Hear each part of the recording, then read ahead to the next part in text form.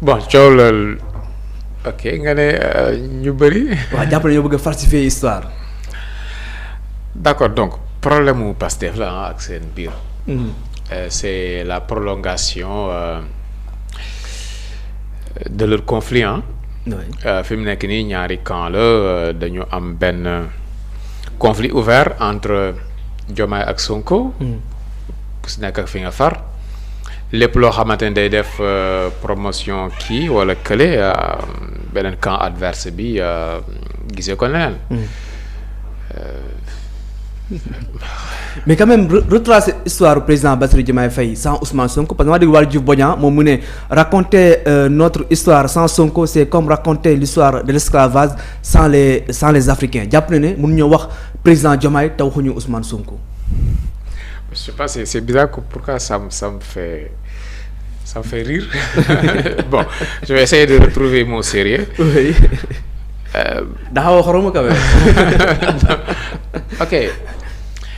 Xeex la bu am diggante Diomaye ak Sonko. Oui. Xeex boobu moom mooy def prolongation bi. lépp loo xam day dooleel camp bi waa camp bële dinañ ci xëpp suuf. lépp luy dooleel camp B waa camp bi dinañ ci xëpp suuf. Voilà, bon, man c'est un nouveau film.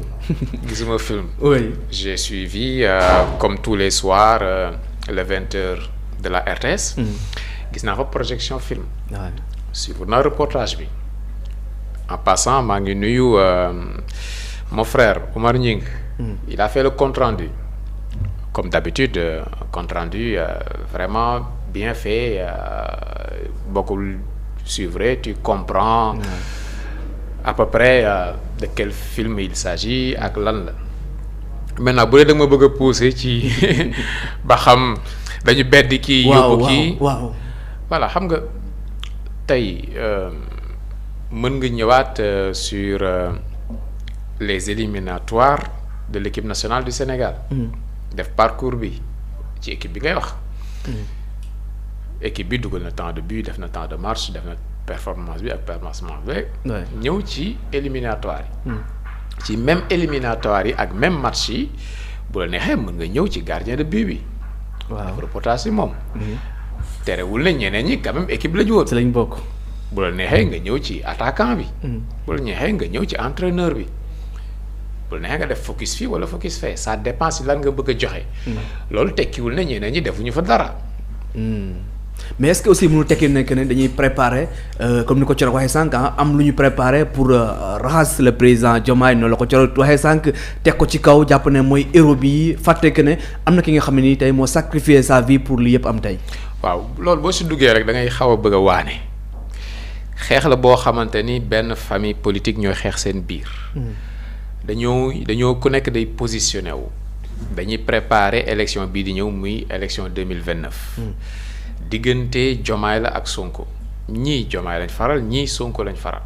léegi lii lu ndaw la ci li nga xamante ni moom mooy nekk débat bi. lépp lu Diomaye posé comme acte dinañ ko attaqué. ci nii wala ci naa jóge ci camp Sonko. lépp loo xamante ni tamit Sonko posé na ko comme acte. dinañ ko analyser ci nii wala ci naa xool nuñ koy attaqué yenn saay jóge ci camp Diomaye. benn xeex la ci wàllu politique boo xamante ni malheureusement Sénégal moo koy subir parce que duñu n'importe qui. ñi nga xamante ni ñoom ñooy xeex fi mu nekk nii il s'agit du président de la République et du premier ministre du Sénégal. ñoom ñaar la ñaare yu mel noonu bu amee au sommet de l'État. bu dee continuer na dafay am ay jeexital. ci wàllu suñuy institution maanaam parce que institution la ñu incarné c'est l'exécutif am jeexital ci suñu diplomatie ci image du Sénégal am jeexital ci koomu Sénégal yooyu yëpp am na ci réew yu bari amoon na fii ça rappelle buñ koy citer bi li ñëw ci xel yi mooy la crise de 62 ou 63 Senghor Dia voilà yeggagul foofu mais conflit am na léegi conflit boobu moo tax tey boo ñëwee nga bëgg a raconter lenn ci histoire bi loo xamante ni dafay positionner Diomaye Faye comme benn nit boo xamante ni am na ci importance. beneen camp bële day alerter.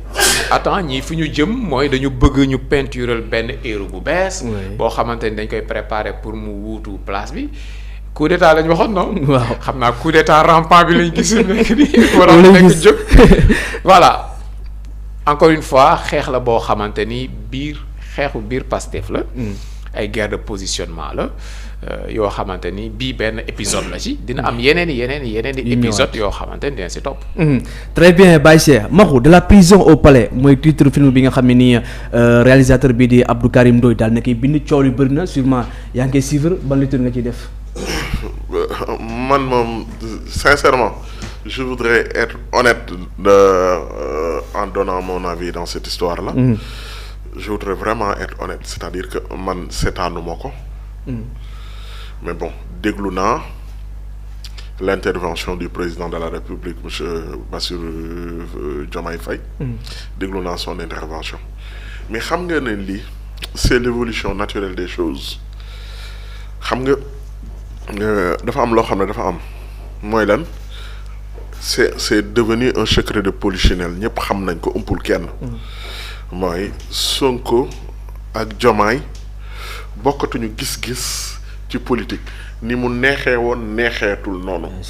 sëy bi duñu ne tas na mais mën nañu ne ñoom ñoo ngi en instance de divorce. ci tas la jëm. jaxasoo na moom. léegi histoire nag nit ki boo leen àndee ba tàqalikoo war a am. wala tàqalikoo am sax. histoire boo gis l'histoire ne change pas.